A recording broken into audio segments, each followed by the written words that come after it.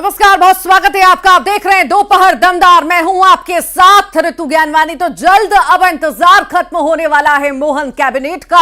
आपको बताएं, doctor Mohan Yadav cabinet का कल शाम को विस्तार हो सकता है। सूत्रों के हवाले से यह बड़ी खबर है। आपको बता दें, सांसद से विधायक बने दिग्गज नेता भी मंत्री बन सकते हैं। दिल्ली की बैठक में यह फैसला लिया गया है। सूत्रों के मुताबिक पहली बार जीता हुआ कोई विधायक मंत्री नहीं बनाया जाएगा। सूत्रों के मुताबिक प्रहलाद पटेल, कैलाश विजयवर्गीय, राकेश सिंह, राव उदय प्रताप सिंह, रीति पाठक और संपत्तिया उइके को मंत्री बनाया जा सकता है। कुछ पूर्व मंत्रियों का पत्ता कटने की भी संभावना है। तो लगातार कयास लगाए जा रहे थे कि शायद नए नाम बहुत सारे हमें देखने को मिलेंगे। तो इस पर भी क्लियर कट कहा गया है कि जो पहली बार विधायक बने हैं उन्हें मंत्रिमंडल में जगह नहीं मिलेगी।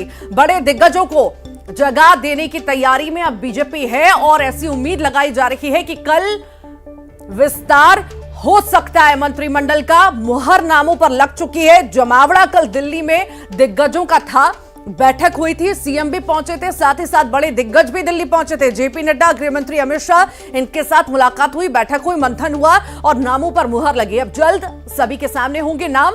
कल ऐसे पूरे संभावना है कि कल नामों का ऐलान हो जाएगा, कल मंत्रिमंडल विस्तार हो जाएगा। तो एमपी कैबिनेट का विस्तार अब जल्द होने जा रहा है। कई बड़े नाम इसमें शामिल रहेंगे, चाहे विजयवर्गीय हो, प्रहलाद पटेल हो, ये भी आ सकते हैं। बड़ी जिम्मेदारी, बड़े पद इन्हें दिए जा सकते हैं। रीति पाठक भी हो सकती है, बड़ा विभाग जो है इन सभी को दिया जा सकता है। तो ये बड़े नाम है। तुलसी सिलावट भी फिर से इन्हें मौका मिल सकता है। प्रद्युम्न सिंह तोमर हैं, संजय पाठक हैं, ये वो नाम हैं जिन्हें जगह फिर से मिल सकती है। विष्णु खत्री हैं, निर्मला भूरिया हैं, ये भी मंत्रिमंडल में शामिल हो सकते हैं। वहीं हेमंत खंडेलवाल, प्रदीप लारिया, इन्हें मौका दिया जा सकता है। रमेश मेंदोला, ये वो नाम हैं जिन पर चर्चा चल रही है। इन पर चर्चा अभी बाकी है। जो नाम हम आपको बताने जा रहे हैं, ब्रजेंद्र प्रताप सिंह हैं, इन पर चर्चा अभी चल ही रही है, कुछ फिक्स नहीं है। विश्वास सारंग है, इन पर भी अभी चर्चा चल रही है। तो वहीं रामेश्वर शर्मा हैं, जय सिंह हैं और वहीं जो है इन सभी पर चर्चा चल रही है। हालांकि देखने वाली बात होगी किन नामों पर और कौन से विभागों पर मुहर किसके नाम की लगती है।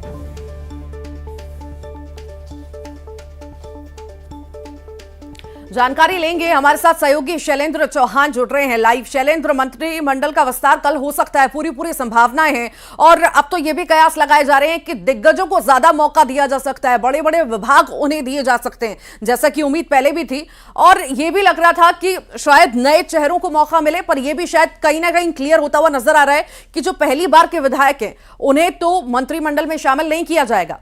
शैलेंद्र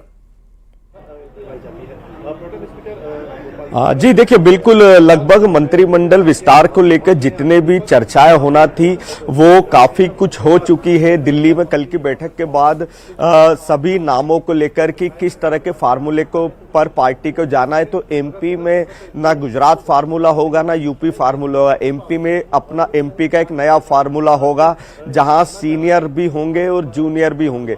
तो जूनियर वो नहीं कि जो पहली बार के विधायक है, ये क्लियर कर दिया गया है कि पहली बार के किसी भी विधायक को मंत्री नहीं बनाया जाएगा।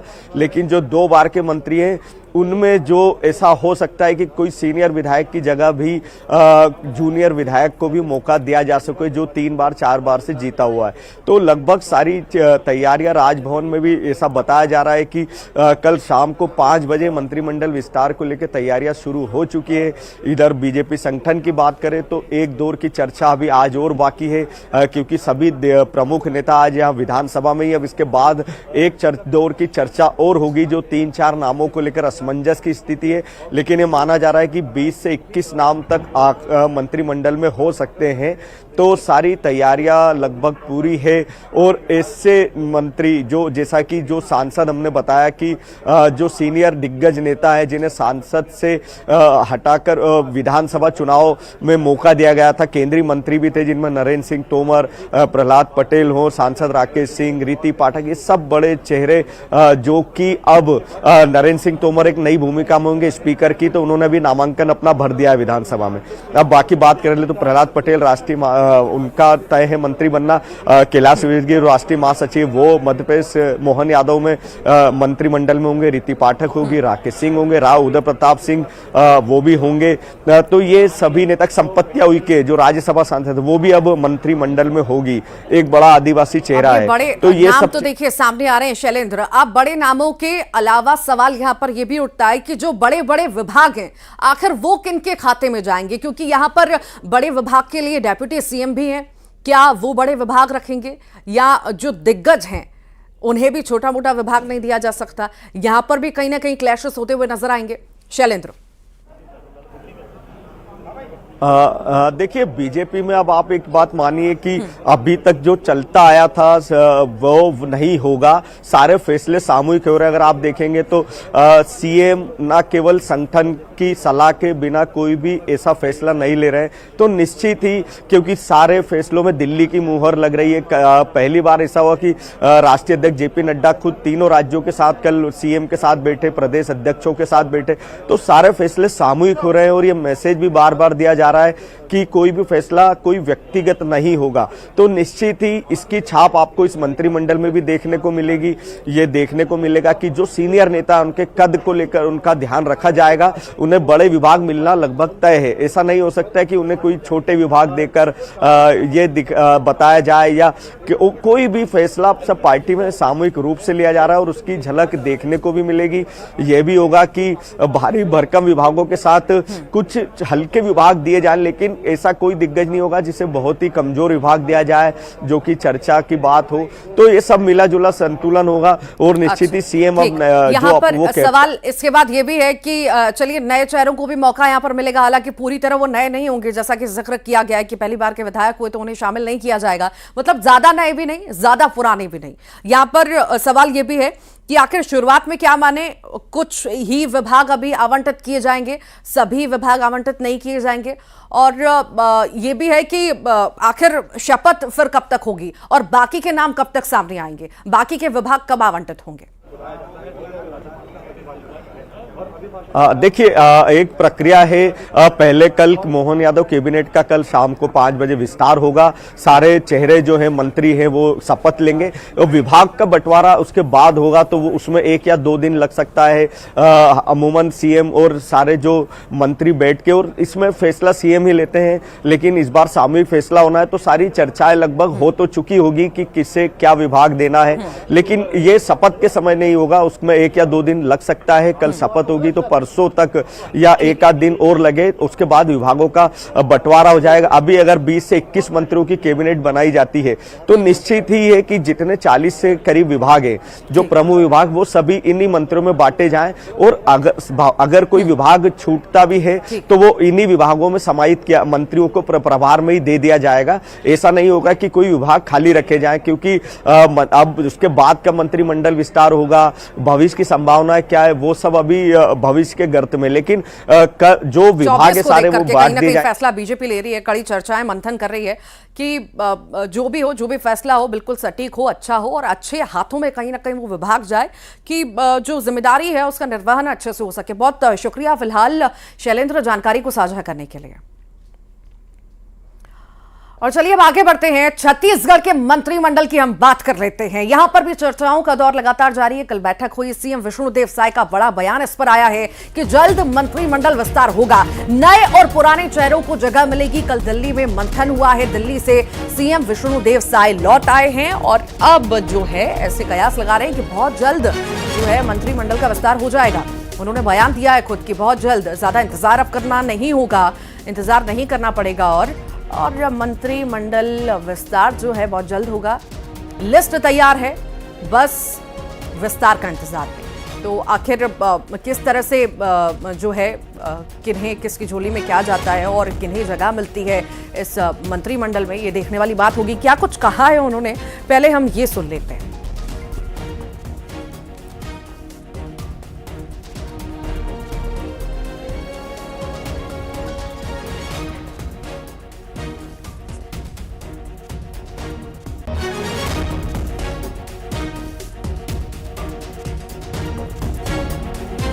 शाम को पहुंचे थे और सवेरे वापस आए,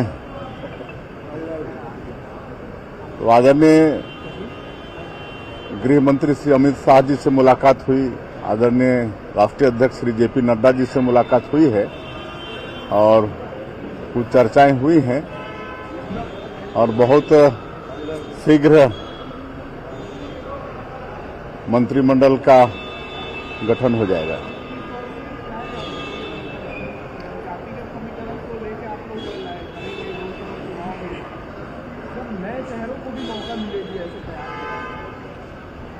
बिल्कुल, नए चेहरे भी और पुराने चेहरे भी सब मिला जुला के रहेगा। कब तक हो जाएगा नाम तय सर?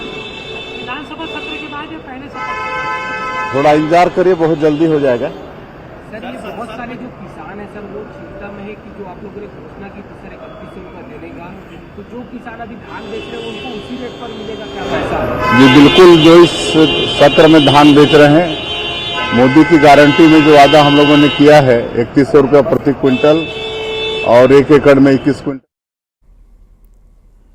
और चलिए इस वक्त आपको सीधे हम छत्तीसगढ़ लिए चलते हैं, जहां पर आदिवासी विधायकों का सम्मान समारोह हो रहा है और मुख्यमंत्री विष्णुदेव साय भी वहां पर मौजूद हैं। उनका भी सम्मान यहां पर किया गया। बड़ी संख्या में जो है पार्टी के नेता भी मौजूद हैं। आदिवासी विधायकों का सम्मान समारोह रखा गया है।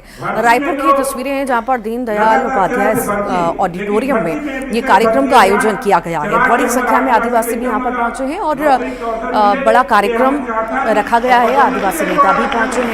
मुख्यमंत्री विष्णुदेव साय का भव्य स्वागत यहां पर किया गया, गुलदस्ता दिया गया, मालाएं उन्हें पहनाई गई, स्वागत उनका किया गया, सम्मान उनका किया गया।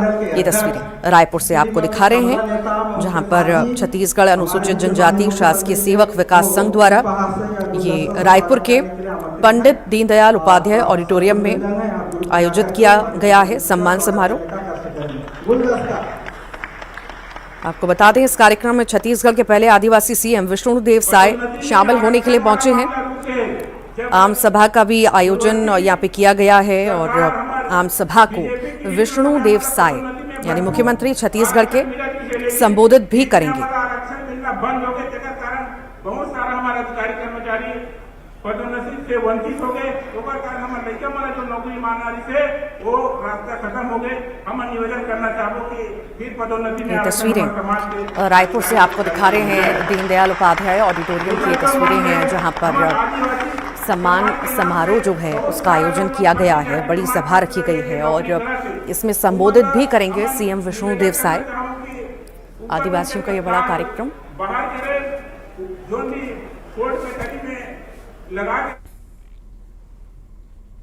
और आज से मध्य प्रदेश विधानसभा का विशेष सत्र शुरू हो चुका है। कांग्रेस विधायक विक्रांत भूरिया आदिवासी वेशभूषा में विधानसभा पहुंचे। न्यूज 18 से बातचीत में भूरिया ने कहा कि हम संख्या बल में भले ही कम है, लेकिन सड़क से सदन तक मजबूती से जनता की लड़ाई लड़ेंगे। कांग्रेस आदिवासियों, युवाओं और किसानों के मुद्दे जोर शोर से उठाने का काम करेगी।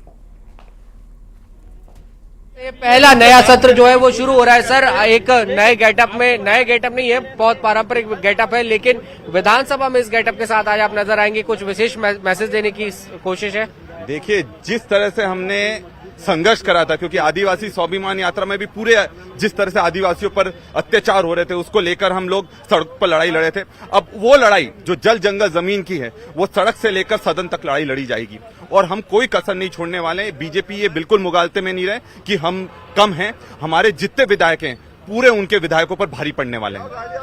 सदन से सड़क तक लड़ाई लड़ने का काम जो है वो किया जाएगा। आदिवासियों के मुद्दे पर सरकार को घेरेंगे, ये कहना है कांग्रेस के विधायक विक्रांत भूरिया का। और निश्चित तौर पर आने वाले समय में भले ही विपक्ष के नेता कम है, लेकिन कांग्रेस ने अपने तेवर जो है वो जाहिर कर दिए हैं कि बड़ी लड़ाई सड़क से लेकर सदन तक लड़ने का काम किया जाएगा। हालांकि विपक्ष कितना कामयाब होता है ये देखने वाली बात होगी। वीडियो जर्नलिस्ट खिलान सिंह के साथ न्यूज 18 के लिए भोपाल से वासु चौरे। तो वहीं नेता प्रतिपक्ष उमंग सिंगार ने कहा है कि हार के बाद कांग्रेस का हौसला कम नहीं हुआ है। वे सभी कार्यकर्ताओं का हौसला बढ़ाने का काम कर रहे हैं। उन्होंने कहा कि सभी मिलकर मजबूती से आने वाला लोकसभा चुनाव लड़ेंगे। जब 38 विधायक थे तब भी हमने मजबूती से काम किया था। अब 66 विधायक हैं। विधायक दल की बैठक पर सिंगार ने कहा कि कांग्रेस विधायक ज्वलंत मुद्दों पर रणनीति बनाएंगे। उन्होंने बीजेपी पर भी सवाल उठाए। उन्होंने आरोप लगाया कि बीजेपी के संकल्प पत्र से लाडली बहना गायब है। कांग्रेस किसान और युवाओं के मुद्दे उठाएगी। कांग्रेस के तमाम विधायक पीसीसी कार्यालय इस वक्त पहुंच रहे हैं और यहां से नेता प्रतिपक्ष उमंग सिंघार के साथ एक साथ विधानसभा के लिए रवाना होंगे। सर, इससे एकजुटता का और मजबूती का संदेश देने की एक कोशिश कांग्रेस की। देखिए, प्रदेश के अंदर कार्यकर्ता हार के बाद हमारे उनका मनोबल नीचे है और मैं चाहता हूं कि सभी मिलके एक संदेश दे कि पार्टी का कार्यकर्ता आने वाले चुनाव हर चुनौती को लड़ने के लिए तैयार खड़ा है। उसी उद्देश्य से, बाकी ऐसा कोई अलग से कोई उद्देश्य नहीं है। सर, सरकार बड़ी बहुमत की है, 163 और आप लोग 66, घेरना थोड़ा सा कठिन एक चुनौती इसे मानते हैं आप? देखिए, मुझे अच्छी तरह याद है कि जब 38 विधायक थे तो जब भी हमारी परम श्रद्धेय जमुना देवी जी थी और अब तो 66 विधायक है और इतने हजारों कार्यकर्ता है, सब बिल्कुल तैयार है घेरने के लिए। सर, आज रात में आपने विधायक दल की बैठक भी बुलाई है, क्या उसमें रणनीति बनाएंगे? स्वाभाविक की जो प्रदेश के ज्वलंत मुद्दे हैं उन ज्वलंत मुद्दों पर चर्चा की जाएगी। जिस प्रकार से किसानों को खाद नहीं मिल रहा, बिजली नहीं मिल रही 12 घंटे, ऐसे कई मुद्दे हैं। और सरकार अब चूंकि अभी राज्यपाल के अभिभाषण के माध्यम से अब उनका आएगा प्रस्ताव कि क्या चाहते हैं प्रदेश के अंदर, तो ऐसे सपने तो हमने कई बार देखे राज्यपाल के अभिभाषण से। अब अगले सपने क्या दिखाती है, उन सपनों को साकार कर पाती कि नहीं भारतीय जनता पार्टी। और अभी तो संकल्प पत्र से इनकी लाडली बहना ही गायब है, तो लाडली बहना को 5 साल या 3000 रुपए देंगे। ये सारे मुद्दे रहेंगे जिस पर विपक्ष जो है वो सदन में सरकार को घेरने का काम करेगा और ये भी कहना है कि हम कार्यकर्ताओं में ऊर्जा भरने का काम इस पूरे विधानसभा सत्र के दौरान करेंगे। वीडियो जर्नलिस्ट खिलान सिंह के साथ न्यूज 18 के लिए भोपाल से वासु चौरे। और चलिए आगे बढ़ते हैं और बात बड़ी खबर के करते हैं। विधानसभा अध्यक्ष के लिए नामांकन दाखिल किया गया है। नरेंद्र सिंह तोमर ने नामांकन भरा है। ये तस्वीर आपको दिखा रहे हैं। नामांकन नरेंद्र सिंह तोमर द्वारा भरा गया। विधानसभा अध्यक्ष के लिए उन्होंने नामांकन दाखिल किया है और ये बड़ी जिम्मेदारी उनके कंधों पर। इस दौरान बड़ी संख्या में दिग्गज नेता मौजूद रहे। मुख्यमंत्री मोहन यादव भी मौजूद हैं। ये तस्वीर आपके सामने। नामांकन जिस दौरान दाखिल किया गया विधानसभा अध्यक्ष के लिए, उस समय सभी मौजूद रहे। नरेंद्र सिंह तोमर ने नामांकन भरा। ये तस्वीर आपके सामने भोपाल की तस्वीरें इस वक्त हम आपको दिखा रहे हैं। दिग्गजों के बीच नरेंद्र सिंह तोमर, उन्होंने नामांकन दाखिल किया। विधानसभा अध्यक्ष के लिए नामांकन दाखिल आज किया गया नरेंद्र सिंह तोमर द्वारा। और सूरजपुर की हम बात कर लेते हैं, जहां पर वनों की अवैध कटाई नहीं रुक पा रही है। वन विभाग वनों की अवैध कटाई रोकने में लाचार है। वहीं विभागीय कार्यशैली पर भी सवाल खड़े हो रहे हैं। रामानुज नगर वन परिक्षेत्र के अंबिकापुर सीमावर्ती जंगल के लैंगा में इन दिनों वन तस्करों के हौसले बुलंद है। रात को वन तस्कर जंगलों में अवैध पेड़ों की कटाई करते हुए नजर आते हैं। ऐसे में चंद वनकर्मी वन तस्करों को रोकने में नाकाम हैं। तो वहीं जिले के डीएफओ ने मामले की जांच कराकर कार्रवाई की बात भी की है।